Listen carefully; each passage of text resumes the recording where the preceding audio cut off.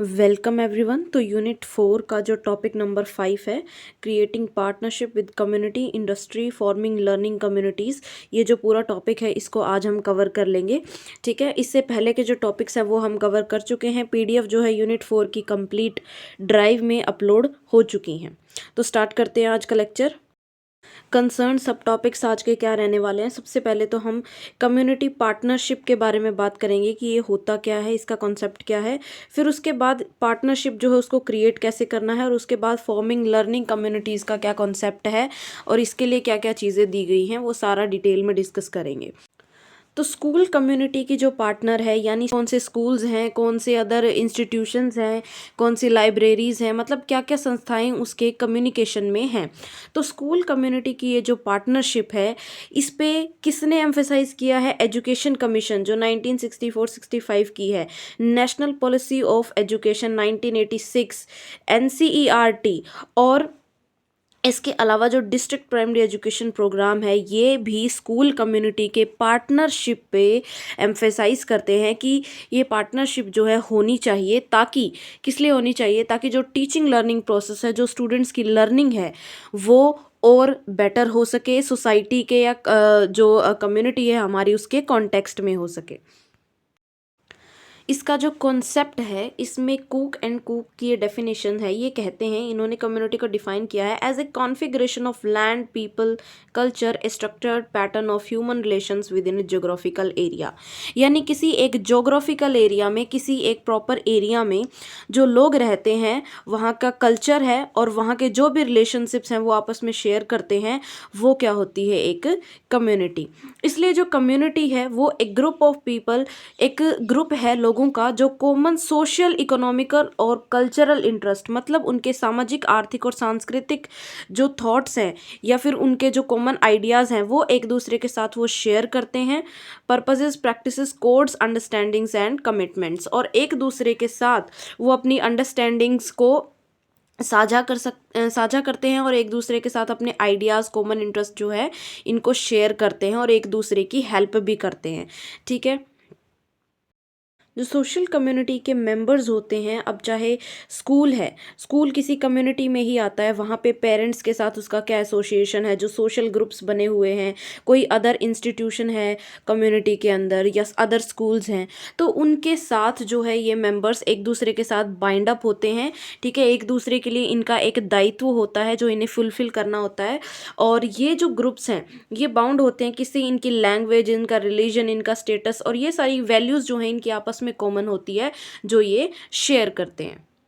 Now school community relationship जो concept है, जिसपे एनसीईआरटी और डीपीईपी ये सब इतना एम्फेसाइज कर रहे हैं, इसकी नीड क्यों है, क्या ज़रूरत है समुदाय संबंध जो है उसको स्थापित करने की किसी भी स्कूल के लिए? तो यहाँ पे by interaction with the community की, कम्युनिटी के साथ इंटरेक्ट करके स्टूडेंट्स, क्योंकि हमारे एजुकेशन सिस्टम में जो एजुकेशन है वो चाइल्ड सेंटर्ड है, इसलिए स्टूडेंट्स की लर्निंग पे फोकस किया गया है, उनकी अंडरस्टैंडिंग को और ज़्यादा डेवलप करने के लिए।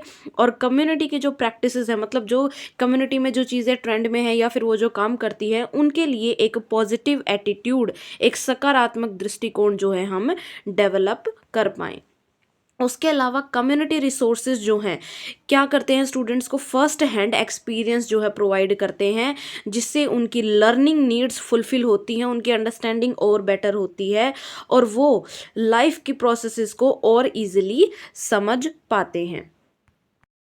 नाउ यहाँ पे ये कहते हैं कि जो चिल्ड्रंस हैं कम्युनिटी के अंदर चीज़ें देखते हैं और उससे सीखते हैं, और वही चीज़ें वो क्लासरूम में प्रैक्टिस करते हैं। इसीलिए कम्युनिटी को as a learning resource develop करना बहुत ज़रूरी है। ठीक है। कम्युनिटी रिसोर्सेज, कम्युनिटी के जो भी रिसोर्सेज हैं, press, TV, radio, provide update information about the latest happenings in the world. जो चीज़ें लेटेस्ट हो रही हैं वर्ल्ड के अंदर, वो स्टूडेंट्स को प्रोवाइड कर सकते हैं या कम्युनिटी प्रोवाइड कर सकती है। स्कूल की जो रिस्पॉन्सिबिलिटी है वो है उन लर्निंग रिसोर्सेज को क्रिएट करना। कम्युनिटी की भी रिस्पॉन्सिबिलिटी है उन लर्निंग रिसोर्सेज को क्रिएट करना।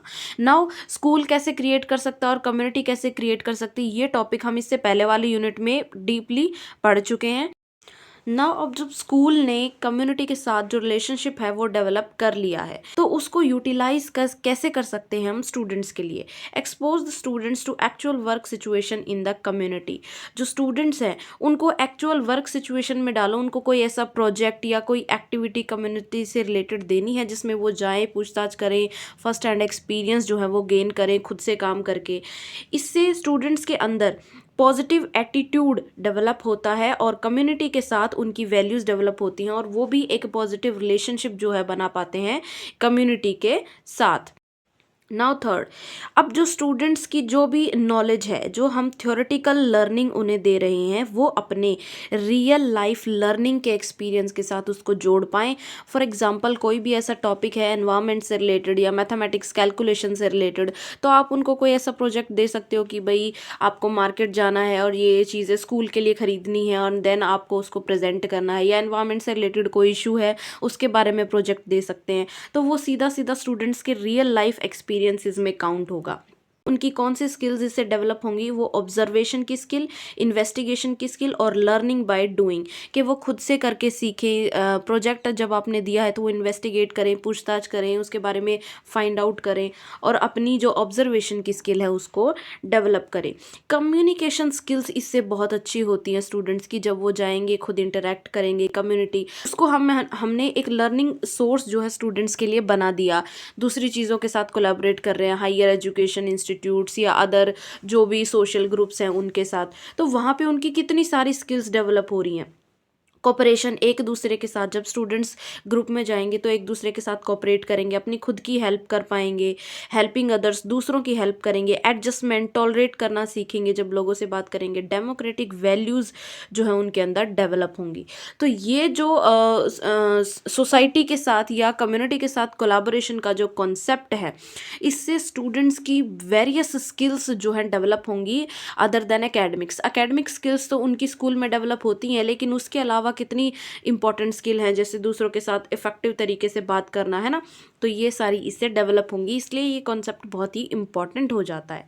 नाउ स्टूडेंट्स के लिए दो चीज़ें हैं, एक तो वो अपने होम से सीखता है, होम से, स्कूल से, ठीक है, और यहाँ पे आती है कम्युनिटी। अब कम्युनिटी के अंदर इतने सारे सोर्सेज हैं, अदर इंस्टीट्यूशन इसके अंदर आते हैं, बिजनेस वगैरह हैं या कोई और इंडस्ट्री वगैरह हैं, तो जितनी भी चीज़ें हैं अदर्स, इनके साथ स्टूडेंट का इंटरेक्शन होना भी ज़रूरी है। सिर्फ होम या स्कूल जो है वो सफिशियंट नहीं है।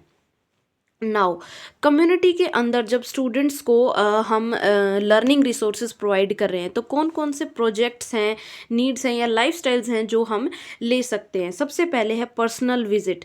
हमें खुद पर्सनल विजिट करनी होगी, या स्टूडेंट्स को भी जो है ये टास्क हम दे सकते हैं कि वो पर्सनली विजिट करें वहाँ पे जो भी उनको टास्क असाइन किया गया है।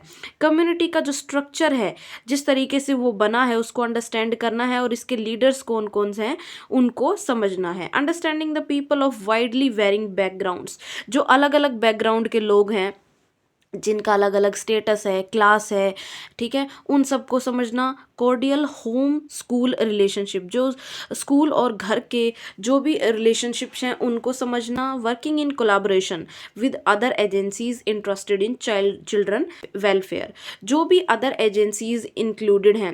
अदर एजेंसीज में कौन कौन सा आ गया, यही आपके अदर जो हायर इंस्टीट्यूशंस हैं ये आ गए, इंडस्ट्री, अदर सोशल ग्रुप्स आ गए, या कोई और जैसे रेड क्रॉस है, ये सारे ग्रुप्स जो है इनके साथ कोलैबोरेट करना जो चिल्ड्रन वेलफेयर में इंटरेस्टेड हो। तो इस तरीके से जो सोसाइटी के कम्युनिटी के अंदर जो भी लर्निंग रिसोर्सेज हैं उनको हम यूटिलाइज कर सकते हैं। नाउ ये वर्किंग एजेंसीज जो हैं क्या हो सकती हैं जिनके साथ हम कोलैबोरेट करके चिल्ड्रन वेलफेयर को प्रमोट कर सकते हैं, वो हैं public library, health centre, public playgrounds, museum, art centre, social welfare centre, radio station, TV studio etcetera. तो ये सारी चीज़ें, लाइब्रेरी, हेल्थ केयर सेंटर हो गए, प्लेग्राउंड हो गए, म्यूजियम है कोई आसपास, कोई वेलफेयर कमेटी है, इन सब के साथ कोलैबोरेट करके हम जो है जो कम्युनिटी है वो स्कूल की जो लर्निंग आउटकम्स हैं, जो चिल्ड्रंस की लर्निंग है उनको बेटर करने के लिए इनके साथ काम कर सकते हैं। पेरेंट टीचर एसोसिएशंस जो होती हैं उनको रख सकते हैं, गर्ल्स गाइड एसोसिएशन होती है, रेड क्रॉस, हेल्थ एसोसिएशन और वेरियस रिक्रिएशन ग्रुप, जितने भी समूह हैं उनके साथ हम कोलैबोरेट यहाँ पे कर सकते हैं। Now establishing partnership with community. Now main topic पे आ जाते हैं कि ये जो कम्युनिटी है इसके साथ पार्टनरशिप कैसे एस्टैब्लिश करनी है। अभी हम पढ़ चुके हैं कि कौन कौन सी चीज़ें इसमें इन्वॉल्व होंगी, पार्टनरशिप जो है क्यों ज़रूरी है, क्या क्या कंपोनेंट्स हैं इनके अंदर, कौन कौन लोग इसमें शामिल होते हैं, किस तरीके से शामिल कर सकते हो, कौन कौन से प्रोजेक्ट आप स्टूडेंट्स को दे सकते हो, ये सारा डिस्कशन हो गया है। नाउ सबसे पहले इसके अंदर स्टेप्स क्या होंगे। पहला स्टेप है कंस्टिट्यूटिंग ए कोर ग्रुप। आपको एक ग्रुप जो है वो बनाना है एज ए स्कूल अथॉरिटी या फिर टीचर।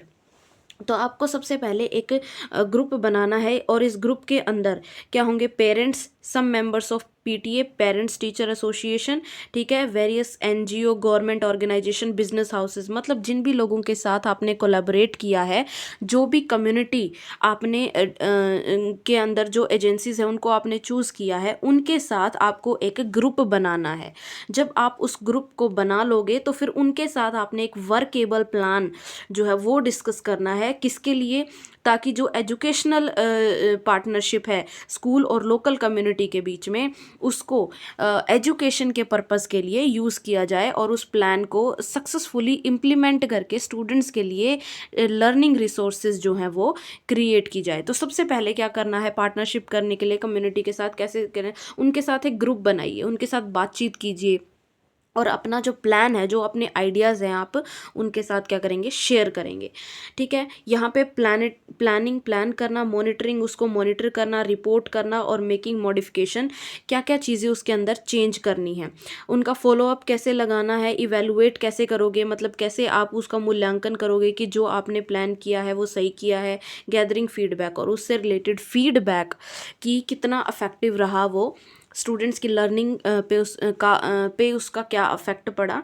ठीक है, ये सारी चीज़ें इसके अंदर आती हैं।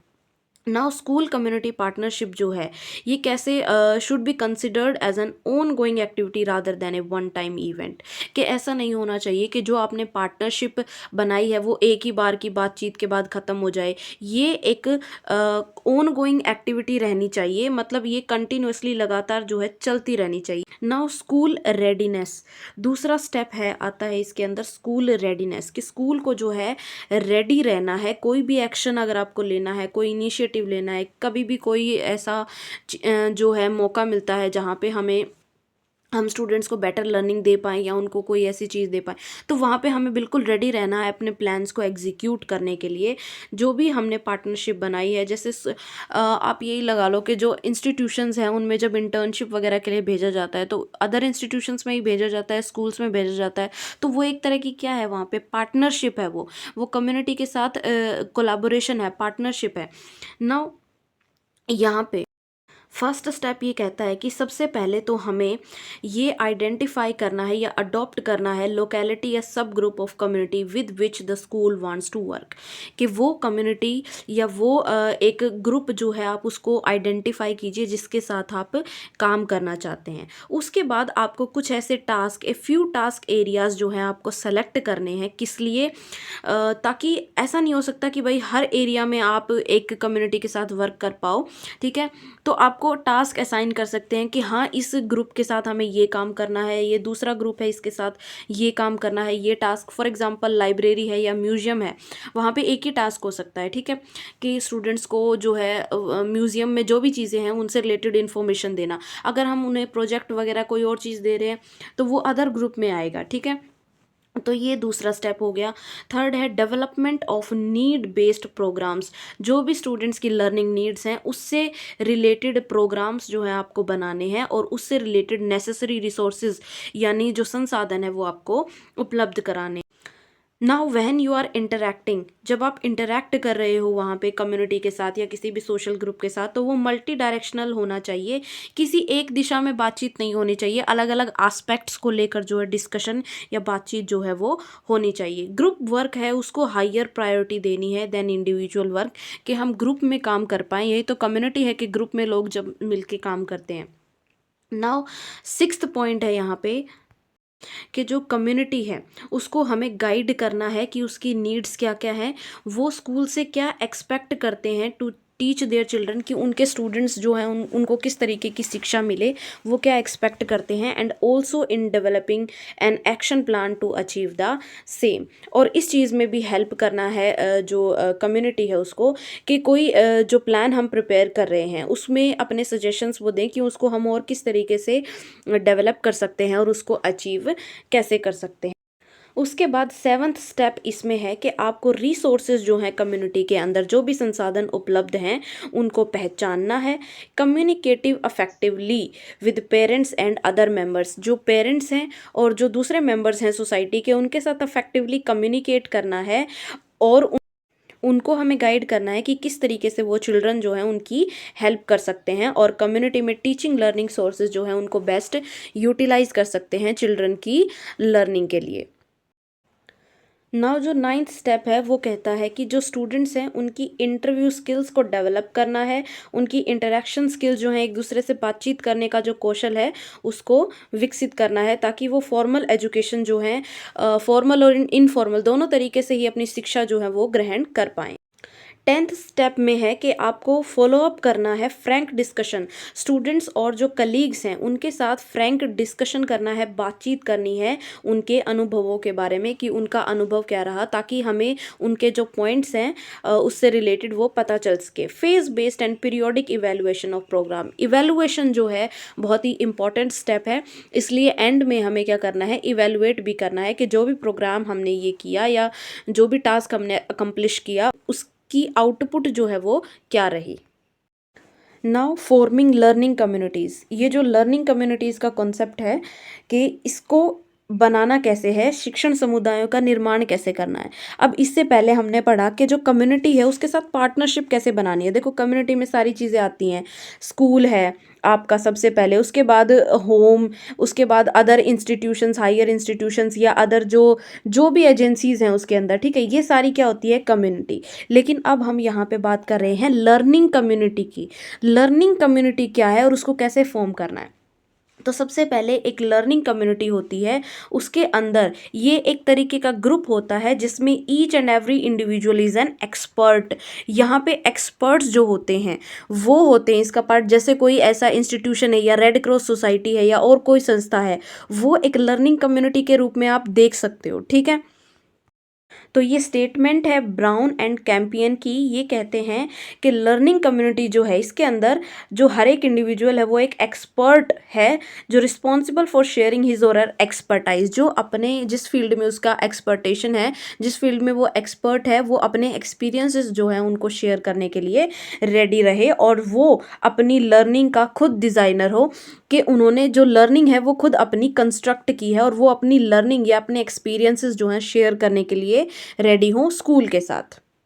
नाउ ये जो इस तरीके की लर्निंग कम्युनिटीज़ हैं जिसमें सिर्फ एक्सपर्ट्स होते हैं, इसको फॉर्म करने के, बनाने के जो प्रिंसिपल्स हैं वो क्या क्या हैं।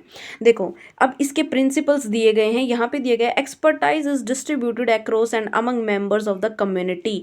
कम्युनिटी के जो मेंबर्स हैं उनके अंदर ये जो एक्सपर्टाइज है हम डिस्ट्रीब्यूट कर सकते हैं। जैसे मैंने अभी आपको बताया कि रेड क्रॉस, वहाँ पे उनका अलग एक्सपर्टाइज होगा, म्यूज़ियम के लोग हैं उनका अलग एक्सपर्टाइज है, तो हर फील्ड का अपना अपना एक्सपर्टाइज है। उनको हम अलग अलग डिस्ट्रीब्यूशंस में देख सकते हैं, अलग अलग रोल उनको दे सकते हैं, साइन कर सकते हैं। उसके बाद learning involve strategies and metacognition.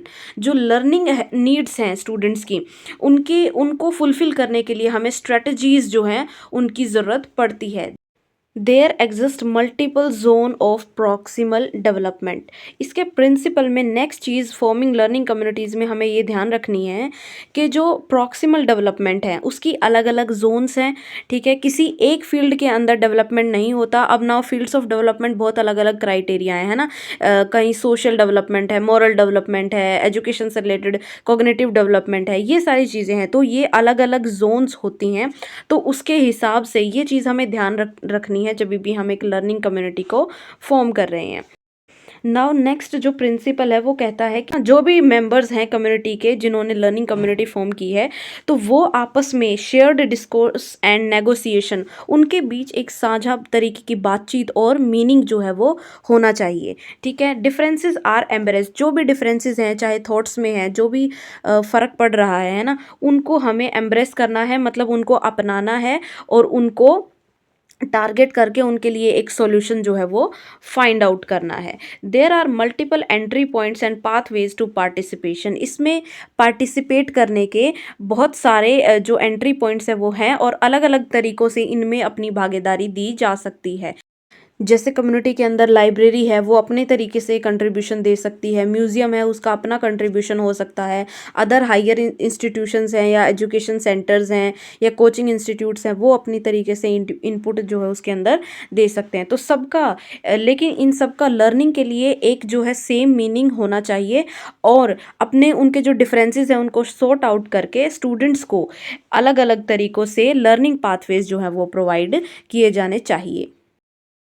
Now जो लर्निंग कम्युनिटी के जो मेंबर्स होंगे, members have overlapping roles and shared values, उनके रोल्स जो हैं ओवरलैप हो सकते हैं कि मतलब ऐसा नहीं है एक पर्टिकुलर पर्सन यही टास्क करेगा, वो दूसरे टास्क भी कर सकता है। एंड शेयर्ड वैल्यूज़, उनके जो मूल्य हैं वो शेयर्ड होंगे, मतलब उनका सबका सेम वैल्यूज़ हो सकती हैं, एक पर्टिकुलर एम के लिए वो काम कर सकते हैं। Community is contextualised and situated within which the practices resides Brown and Campion, जो कम्युनिटी है ये प्रासंगिक है और स्थित है जिसके अंदर जो लर्निंग प्रैक्टिसेस हैं स्कूल की वो हम रखते हैं। तो ये इसके जो प्रिंसिपल्स हैं वो हैं कि किस तरीके से एक लर्निंग कम्युनिटी को फॉर्म करना है। तो जब आप लर्निंग कम्युनिटी को फॉर्म कर रहे हो तो ये चीज़ें आपको ध्यान रखनी है।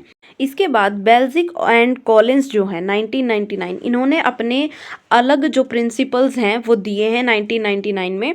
ठीक है, ये कहते हैं कि community growth is central to LC, LC यानी लर्निंग कम्युनिटी, जो कम्युनिटी की ग्रोथ है वो इम्पॉर्टेंट है, जो ग्रोथ है वो होनी चाहिए। जब भी आप लर्निंग कम्युनिटी सेटअप कर रहे हो तो उसके अंदर स्कूल की अपनी जो चीज़ें हैं वो तो फुलफिल हो ही और जो कम्युनिटी है उसकी ग्रोथ भी हो।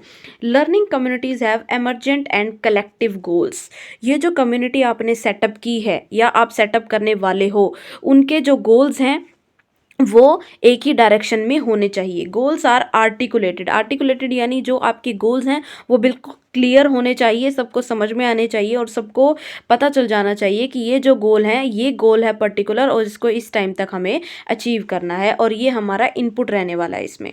मेटाकॉग्निटिव नॉलेज इज शेयर, जो संज्ञानात्मक ज्ञान है जो स्कूल अपनी नॉलेज उनके साथ शेयर करेगा, कम्युनिटी के जो भी रिसोर्सेज आप यूज़ कर रहे हो उनके जो वैल्यूज़ हैं या उनकी जो नॉलेज है वो आप यूज़ कर रहे हो तो वो नॉलेज जो है वहाँ पे शेयर होनी चाहिए।